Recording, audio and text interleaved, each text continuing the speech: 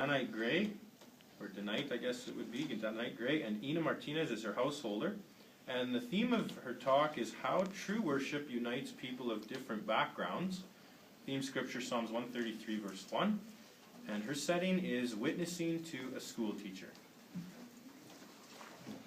Hi, Danite. I was just wanted to ask you something about our class discussions. What is it, Ms. Martinez? Well, we were talking about different religions and cultures and how they are always fighting and how they never get along. However, you said that it is possible for all people to be united. How is that? Well, Ms. Martinez, do you mind if I share some scriptures with you that might answer your question? Sure. Sure. So first, let's take a look at Psalms 133 and 1. So here, it says, "Look, how good and how pleasant it is for brothers to dwell together in unity." So we know that people who practice true worship recognize that because God was the one who created the universe, He is the rightful sovereign. So Christians today live in many different religions and cultures, but we know that we must obey God's laws and His principles. So religion today tends to divide mankind, and we know that the true worship, it is the only only power that can change people and unite them since everyone has different backgrounds. So now let's look at Leviticus 19 and 18. Could you read that for us? Sure. 18 and 19, it reads, "You people should keep my statutes. You must not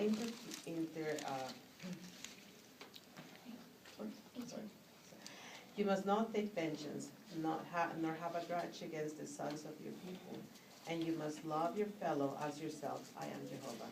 Thank you. So if everyone followed the principle here, do you think that we would still see the problems that we do today? No, of course. We would treat each other with respect and we would not fight. Right. So let's take a look at another scripture in Zephaniah.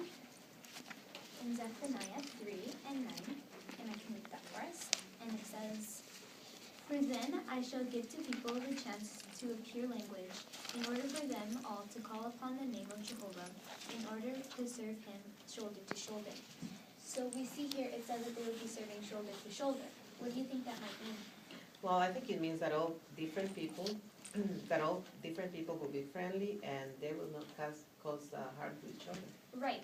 So we know the Bible speaks many different times about people being united. And one example that the Bible gives us is the example of Ruth and Naomi. We know that Ruth and Naomi were both of very different cultures and different religions. And if we look at Ruth, in Ruth 1:19, we can see what their relationship was. So in Ruth 1:16, can you read that for us? It says, "And Ruth proceeded to say, 'Do not plead with me to abandon you, to turn back from accompanying you. For where you go, I shall go, and where you spend the night, I shall spend the night. Your people will be my people, and your God, my God.'" Thank you. So what does the latter part of this verse tell us?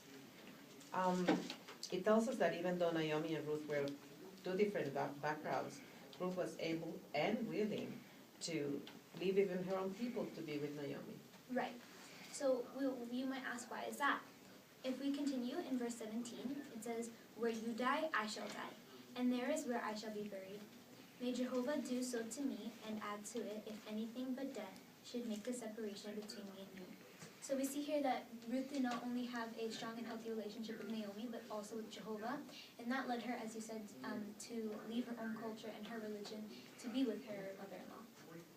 Well, that's a very interesting point. I never even thought about that way. Right. So now, if you can imagine the whole world with people that are sincere and that worship Jehovah, the only true God. We know that many people today say, "Oh, it's just a fantasy, like it's something that's not very going to happen." But we know that that's wrong. We know it's something that will happen through the scriptures that we read today.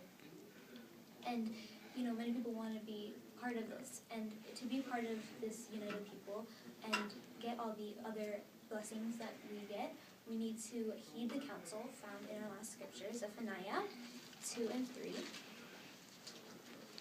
And it says at the beginning, it says, "Seek Jehovah, all you meek ones of the earth, who have practiced his own judicial decisions. Seek righteousness, seek meekness." So we see here we need to seek Jehovah by learning about him and his promise, just as we did today. And does this answer your question? Yes, it does, and thank you very much, Dana. You have given me a lot to think about. Well, I love to help you. I hope to see you tomorrow. Yes, thank you.